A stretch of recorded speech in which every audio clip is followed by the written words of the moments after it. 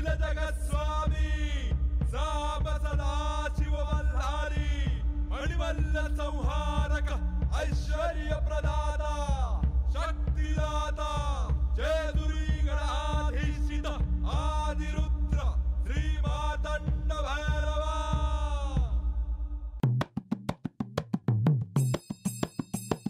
जय देव जय देव जय देव जय देव जय देव जय शिव मातंडा।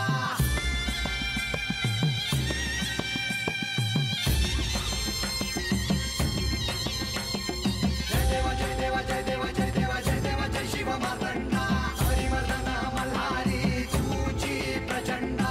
अगडदुम नगारा सोन्याची जेजुरी देव गेले जेजुरा निळा घोडा।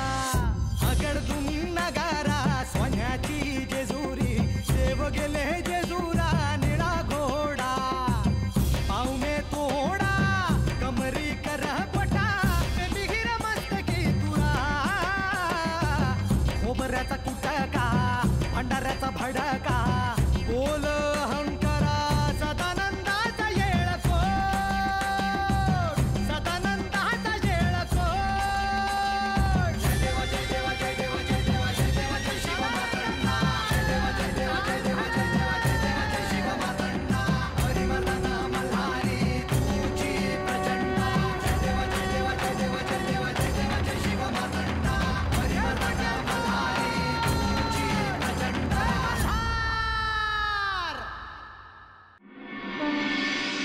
माझ्याबद्दल ह्या अवतारात आणि कैलासात एक अशी घटना घडली की ज्यामध्ये विलक्षण साम्य आहे। कोणती घटना? त्यासाठी या गडावर पुन्हा आख्यानाला आरंभ करूया, ज्यात पार्वतीची आणि गंगेची कथा तुला श्रवण करायची आहे। मी ह्यासाठी तयार आहे। कोणी आहे तिथे?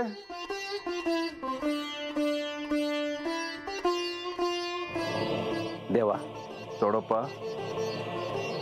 प्रधानजी आणि लक्ष्मीदेवी यांना सांगावे की मला त्यांना भेटायचे आहे। वय देवा।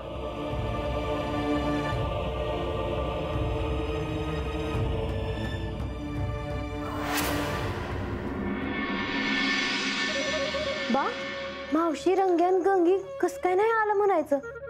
अगं काय कळणं झालंय बघ, रोज तर येत्यात। ती बघ आले मावशे। अगं आत्ताच बाला म्हणलं मी अगं तुम्ही अजून कस काय नाही आलं ते? अगं निघालच होतो, हा आला नव्हता ना, सरपण आणायला गेला होता। अरे इतका येळ? नाहीतर काय, मी याला रस्त्यात विचारलं तर म्हणतो कसा तर तो गेल्यावर सांगतो म्हणून। अरे म्या बोलू का नको? आता अजून काय झालं म्हणायचं? सांग तू ऐका। मी असं ऐकलंय का गडाव पुण्यांदा आख्यान सुरू होणार आहे।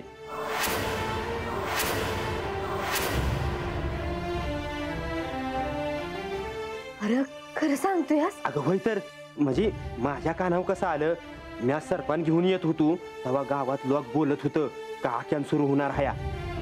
ती ऐकत बसलो म्हणून मला येळ झाला। अरे चांगल्या कामासाठी उशीर झाला तर चांगलंच आहे की। खरंच हे चांगलं झालं म्हणायचं। वय तर, आणि मला चांगलं ठाव आहे, या यायला बानूलाच ठाव पडणार आहे। वय वय आणि बानुताई देवांसंग त्या आश्रमामध्ये गेल्या होत्या। बानुताईसनी काय बाय कळलं असेलच की? वय अगं लय मोठं महाराज आहे तिथे, आणि त्यांनी मला काय काय नाही सांगितलं। मी बी समजा नीट ध्यान देऊन ऐकलं। देव मला म्हणले का ध्यान दे, तुला तू कोण आहेस हे कळाय हो असल तर ध्यान देऊन समजा ऐक। मी त्यांचं ऐकलं, पण हता आल्या सरशी असं आख्यान सुरू होईल आणि हे समजा होईल असं वाटलं नव्हतं बघ। अगं पण ती होणारच आहे की, नाही म्हणजे आज नाही तर उद्या आख्यान होणारच आहे। आणि आता तुम्हा समजेस निकालणार आहे बघ। तुम्हासनी नाही, बानूलाच कळणार आहे, आणि ह्या येळेला समध्या अदुगर बानूलाच कळणार आहे, बघच तू।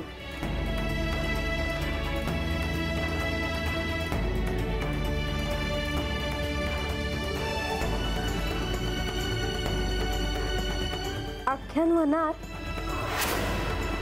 खरंच होणार? ह्या येळेला माझ्या हातामध्ये काय बाय लागणारच. मला म्या कोण हाय ते कळणारच. ह्या आख्यानात ती देखील असणार आहे का? का नसावी? का असावी? हा एकच तर नियम आहे. आणि तो नियम जर बाजूला ठेवला तर? ही कथा जेवढी तुझ्याशी संबंधित आहे तेवढीच ती तिच्याशी देखील संबंधित आहे. म्हणजे इथे तिला सहन करून मला क्षमण करावे लागेल.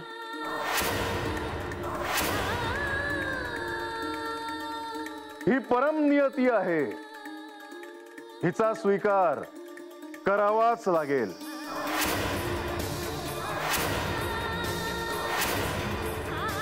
जरी तुझी इच्छा नसली तरीही.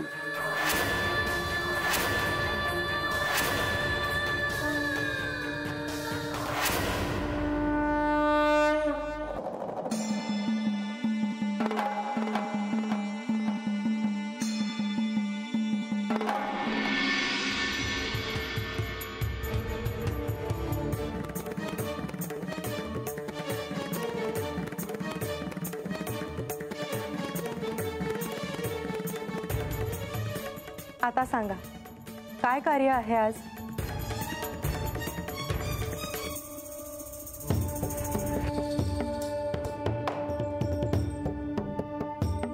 आज खूप महत्त्वाचा निर्णय घ्यायचा आहे.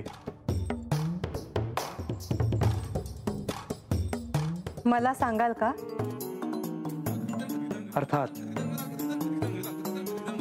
पार्वती देवी आणि गंगेमध्ये जे वाद होते तेच वाद इथे श्री मायसा देवी आणि बाणाई यांच्यातही आहेत. तो काळ मला चांगलाच आठवतो आहे. ती परिस्थिती हाताळणं श्री महादेवांसाठीही सोपं नव्हतं. पण अनेक प्रयत्नांनंतर पार्वती देवींनी आपलं गंगेशी असलेलं नातं स्वीकारलं होतं.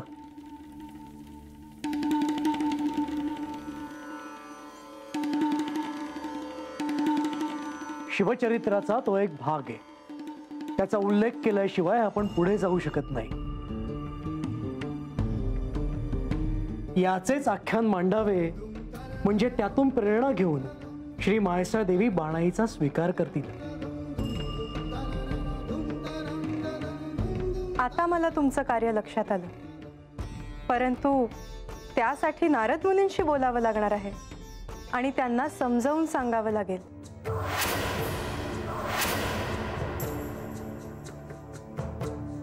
होय, त्यांना आत्ताच बोलावून घेतो.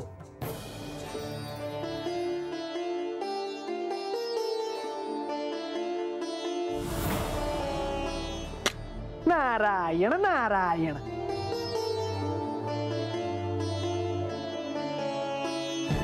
माझा नमस्कार स्वीकार करावा प्रभू. माते. मुनिवर, तुमचं स्वागत आहे. आपण मला बोलवले. काय कार्य आहे प्रभू? देवी, यांना समजावून सांगा.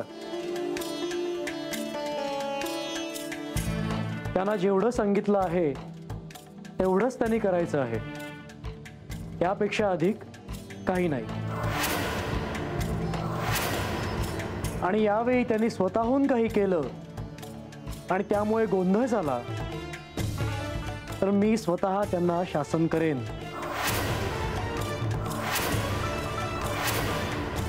माझ्याकडून असे काहीच घडणार नाही प्रभू. उलट जे कार्य करायचं आहे त्यासाठी आपला आशीर्वादच हवा आहे. मुनिवर, कार्य काय आहे हे आधी समजून तर घ्या. मुनिवर, मी सांगते तुम्हाला काय कार्य आहे ते.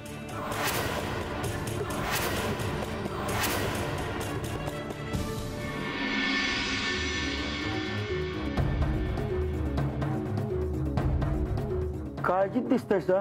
काय झालं? अरे गणोबा, देव राजसभेत आहे ती. म्हणजे आज राजसभा भरली? अरे राघोबा नाही, देव देवी संकट आहेत आणि त्यांनी प्रधानजन लक्ष्मी देवीसनी बोलवायला मला सांगितलं आहे. परत एकदम म्हणजे मी येतो जाऊन. मला सांगा काय आहे तू सांगा, मी जाऊन येतो. नाही बाबा, मला जावं लागेल. बरं आता काय होईल असं वाटतं तुम्हासनी?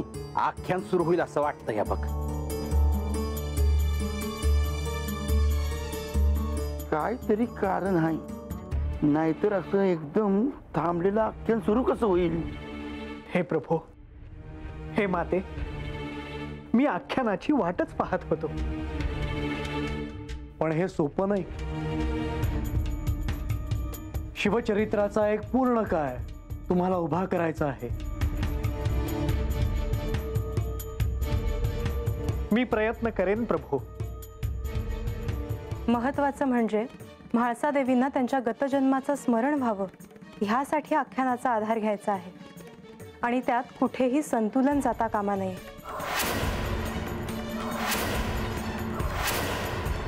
परंतु गंगा मातेचे श्री महादेवांवर जे प्रेम होते त्याचा श्री पार्वती देवींना रागच होता.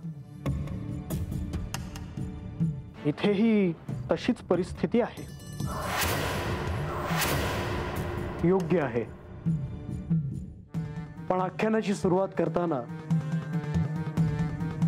भगीरथापासून आख्यानाचा प्रारंभ करा. गंगेचं महत्व सर्वांना कळेल. जशी आज्ञा प्रभू.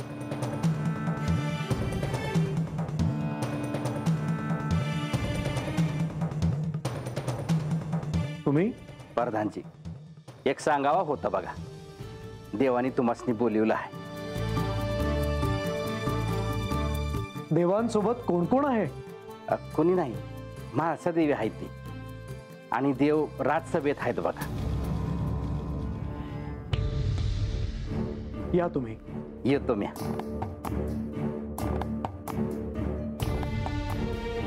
मुनिवर, तुम्हालाही यायचंय आमच्या सोबत.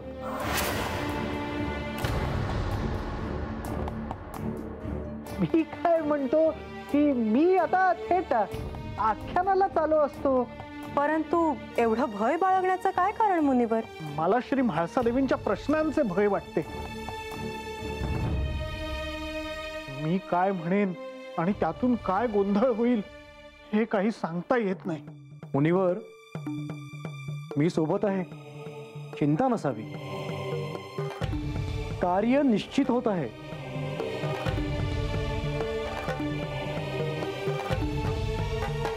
आपण सोबत असणं आवश्यकच आहे. आपणास इथे बोलावणं हाही एक योजनेचाच भाग आहे. आता विलंब नको, निघूया. मुनिवर,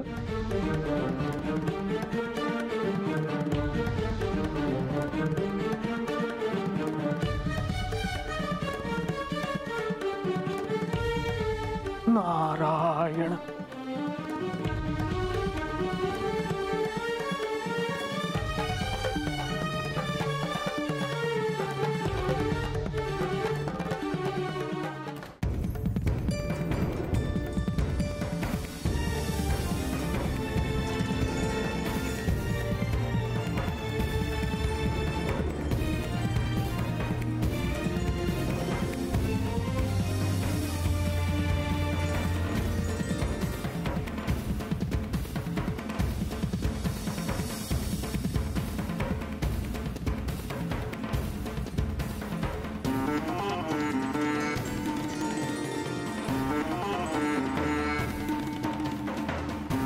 प्रधानजी, लक्ष्मी देवी, आसन ग्रहण करावे.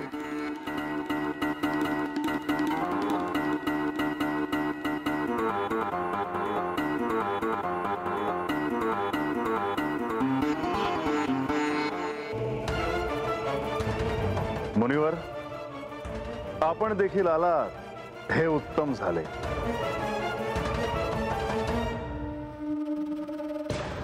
आपल्या सर्वांना इथे बोलवण्यामागे एक विशेष कारण आहे.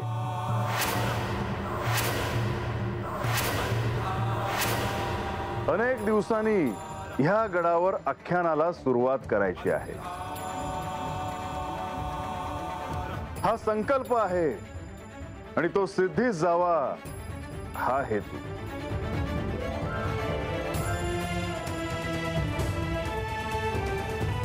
देवा, आपलं बोलणं झाल्याप्रमाणे मी नारद मुनींना आख्यानात काय कथन करायचे आहे याची पूर्ण कल्पना दिली आहे.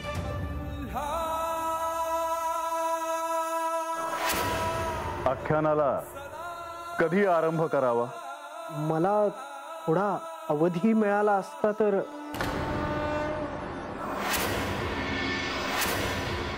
तुम्हाला काही कालावधी का हवा आहे? यावेळीचे कथन सोपे नाही. श्री पार्वती देवी, श्री गंगा माता आणि श्री महादेव यांच्याविषयी सांगणे अवघड आहे. मी श्री सरस्वती मातेकडून आशीर्वाद घेऊन आलो असतो. मुनिवर, आपण त्यांचे स्मरण करूनही आख्यान सुरू करू शकता. त्यांची कृपाच आहे तुमच्यावर.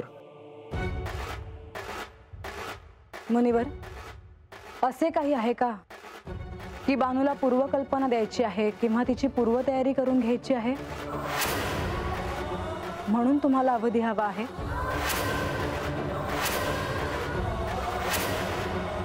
क्षमा असावी माते, मला त्याच्यासाठी अवधी नको. मी आख्यानासाठी तयार आहे.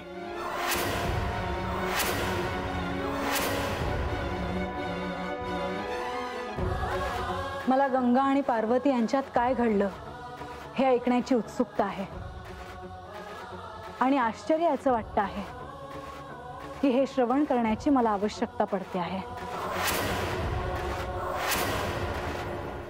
सारा कैलासच इथे अवतरणार आहे. त्यात मला स्वतःला शोधायचे आहे. देवी, यावेळी शक्यता आहे आपल्याला काही हाती लागेल. म्हाळसा, ही संधी मात्र चुकवू नको. जीवाचं कान करून ऐक. आणि मी तुझ्यासाठी काही केलं नाही असं मात्र तू म्हणू शकणार नाहीस. उलट या कथेची निवड केल्याबद्दल तुला आनंदच होईल.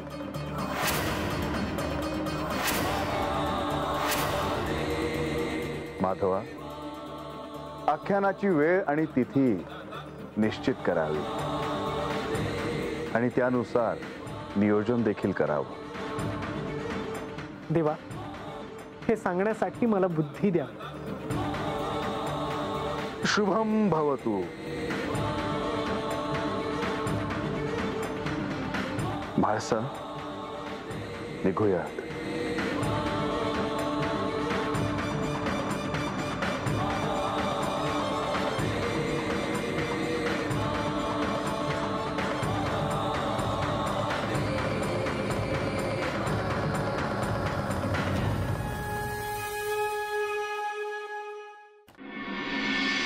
चला, काहातच थांबणार आहे रातच्याला? नाही, चला, रात बिलय झाली. माझ्या पोराला काय गप बसू देत नाही. मावशी, अगं मी काय म्हणते, आता रातच्याला कुठं जात बसताय? एवढा मोठा वाडा आहे, राहतच. अरे मी आता म्हणतो थांब हातच, कशा पायी जात आहे? म्या बी येऊ का जी? लय रात झाली या. वय वय. अहो राघोबाजी, अहो एवढा वेळ कशा पायी थांबला असा? आता काही बी काम नाही बघा. हा लवकर जायचं ना जी. नाही जी, चाकरी आहे आपली, असं करून कसं चालल? म्या काय म्हणतो राघोबा, तुम्ही गडावर गेलो होतं ना? होय जी, गेलो होतो ना. मग काय नव? गडावर पुण्यांदा आख्यान होणार आहेत असं म्हणतात जी.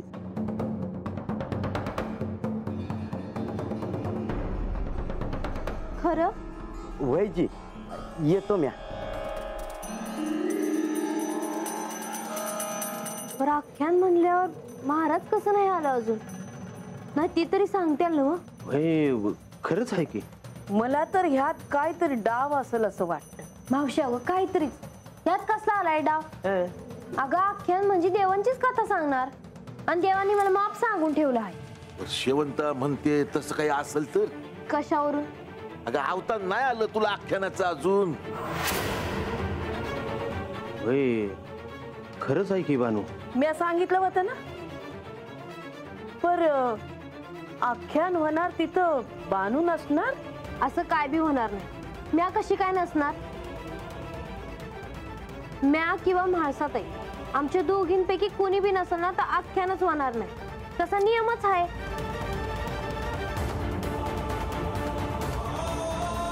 पर आपण हातच थांबू. उद्या आवताना आलं तर